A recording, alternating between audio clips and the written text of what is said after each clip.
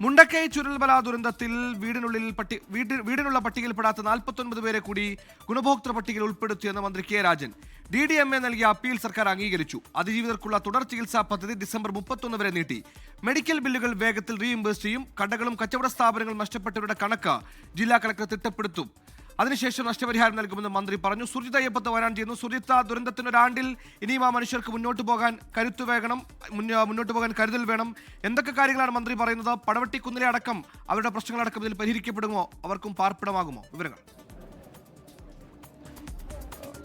സുഹൈൽ, ഇതിനകത്ത് ഒരു പ്രധാനപ്പെട്ട കാര്യം, 49 പേരെ കൂടി DMA നൽകിയ ലിസ്റ്റ് അനുസരിച്ച് അത് ഗുണഭോക്തൃ പട്ടികയിൽ ഉൾപ്പെടുത്തിയിട്ടുണ്ടെന്നുള്ളതാണ് മന്ത്രി കെ രാജൻ പറഞ്ഞിട്ടുള്ള കാര്യം. പക്ഷേ അതിൽ പടവട്ടിക്കുന്നും റാട്ടപ്പാടിയും ഉൾപ്പെടുന്നില്ല എന്നുള്ളതാണ് നമുക്ക് ലഭ്യമാകുന്ന വിവരം. DDMA നൽകിയ അപ്പീൽ സർക്കാർ അംഗീകരിച്ചിട്ടുണ്ട്. പക്ഷേ അതിൽ പടവട്ടിക്കുന്നും റാട്ടപ്പാടിയും ഇതുവരെ ഉൾപ്പെട്ടിട്ടില്ല. സാങ്കേതിക പ്രശ്നങ്ങൾ ഉന്നയിച്ച് പട്ടികയിൽ പെടാതെ പോയവരെയാണ് ഇപ്പോൾ ഈ ടൗൺഷിപ്പ് ഗുണഭോക്താക്കളുടെ പട്ടികയിൽ ഉൾപ്പെടുത്തിയിട്ടുള്ളത്. അതോടൊപ്പം തന്നെ അതിജീവിതർക്കുള്ള തുടർ ചികിത്സാ പദ്ധതി ഡിസംബർ 31 വരെ നീട്ടാനുള്ള തീരുമാനമുണ്ടായിട്ടുണ്ട്. മെഡിക്കൽ ബില്ലുകൾ വേഗത്തിൽ തന്നെ റീഇംബേഴ്സ് ചെയ്യാനുള്ള തീരുമാനം മന്ത്രിസഭാ തലത്തിൽ നിന്ന് ഉണ്ടായിട്ടുണ്ട്. മരിച്ചവർക്ക് സ്മാരകം നിർമ്മിക്കുമെന്നും മന്ത്രി പറയുന്നുണ്ട്. ഒപ്പം തന്നെ കടകളും കച്ചവട സ്ഥാപനങ്ങളും നഷ്ടപ്പെട്ടവരുടെ കണക്ക് ജില്ലാ കളക്ടർ തിട്ടപ്പെടുത്തും. അതിനുശേഷം നഷ്ടപരിഹാരം നൽകുന്ന നടപടിയിലേക്ക് മുന്നോട്ട് പോകുമെന്നുള്ളതാണ് വ്യക്തമായിട്ടുള്ള കാര്യം. ഇപ്പോൾ ആക്ഷൻ കൗൺസിലിന്റെ ജനകീയ സമിതി ആക്ഷൻ കൗൺസിലിന്റെ ചെയർമാൻ കൂടിയായിട്ടുള്ള മനോജ് JMJ നമ്മോടൊപ്പം ചേരുകയാണ്. ഈ മന്ത്രിസഭാ തീരുമാനം ഇപ്പോൾ ഒരു പ്രഖ്യാപനമായി വന്നിട്ടുണ്ട്. പക്ഷെ അതിൽ പലപ്പോഴും റാട്ടപ്പാടിയും പടവട്ടിക്കുന്നും ഒക്കെ നമ്മൾ ഉന്നയിച്ച കാര്യമാണ്. എന്താണ് ഇതിനകത്ത് നിങ്ങളുടെ ഒരു നിലപാട്?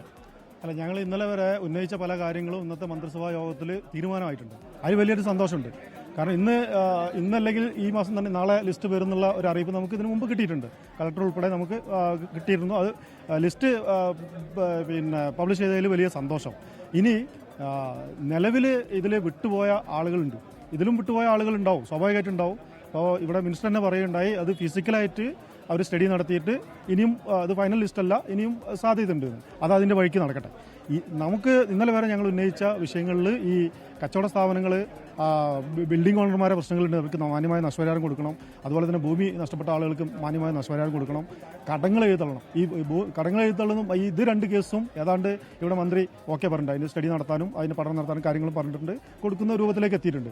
ഇനി ഏറ്റവും അടിയന്തരമായിട്ട് എടുക്കേണ്ടത് കടങ്ങൾ എഴുതള്ളുക എന്നുള്ളതാണ്. ആ പ്രദേശത്തെ ദുരന്തബാധിതരുടെ മുഴുവൻ കടങ്ങൾ എഴുതള്ളാൻ വേണ്ടിയിട്ടുള്ള ഒരു തീരുമാനം ഉണ്ടാകണമെന്നാണ് പറയാനുള്ളത്. മറ്റ് ഇനി ആരെങ്കിലും ഇപ്പോൾ 3 പ്രദേശങ്ങളാണുള്ളത്, മുണ്ടക്കയും റാട്ടപ്പാടിയും പടവട്ടിയും.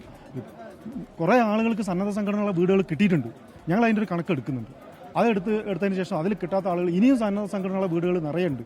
അപ്പോൾ വീടില്ലാത്ത ഒരാളും ആ പ്രദേശത്ത് ദുരന്തബാധിത പ്രദേശത്ത് ഉണ്ടാകാൻ പാടില്ല എന്നുള്ള ലക്ഷ്യത്തോടു കൂടെ ഞങ്ങളും പ്രവർത്തിക്കുന്നുണ്ട്. സന്നദ്ധ സംഘടനകളുടെ വീടുകൾ അവർക്ക് ഞങ്ങൾ വാങ്ങിച്ചു കൊടുക്കും എന്ന് തന്നെയാണ് ഈ അവസരത്തിൽ പറയാനുള്ളത്. എന്തായാലും അതാണ് ഈ ആക്ഷൻ കമ്മിറ്റിയുടെ ഒരു നിലപാട്. അതാണ് മനോജ് JMJ പങ്കുവച്ചിട്ടുള്ള കാര്യം. ഇതിൽ പ്രധാനമായും ഇനി റാട്ടപ്പാടി, അതോടൊപ്പം തന്നെ അട്ടമല പ്രദേശം, അതിനൊപ്പം ഈ പടവട്ടിക്കുന്ന് അടക്കമുള്ള പ്രദേശങ്ങളിലെ ആളുകളെ കൂടി ഉൾപ്പെടുത്തുന്ന വിധത്തിലേക്ക് കാര്യങ്ങൾ മാറേണ്ടതുണ്ട്, ആവശ്യം ഉന്നയിക്കപ്പെടുന്നുണ്ട്. അതോടൊപ്പം തന്നെ ഈ കൃഷിഭൂമി അവിടുത്തെ പൂർവ്വസ്ഥിതിയിലാക്കുക എന്നുള്ളൊരു ആവശ്യം കൂടി പൊതുവെ ഉന്നയിക്കപ്പെടുന്നുണ്ട്. അത്തരം ആവശ്യത്തിലേക്ക് കൂടി ഊന്നുന്ന വിധത്തിലേക്ക് മന്ത്രിസഭാ തലത്തിൽ തീരുമാനമുണ്ടാകണം. അത് ഔദ്യോഗികമായ തീരുമാനമായി തന്നെ ഉണ്ടാകണമെന്നുള്ള ആവശ്യമാണ് പൊതുവെ ഉയരുന്നത്. സുഹൈൽ.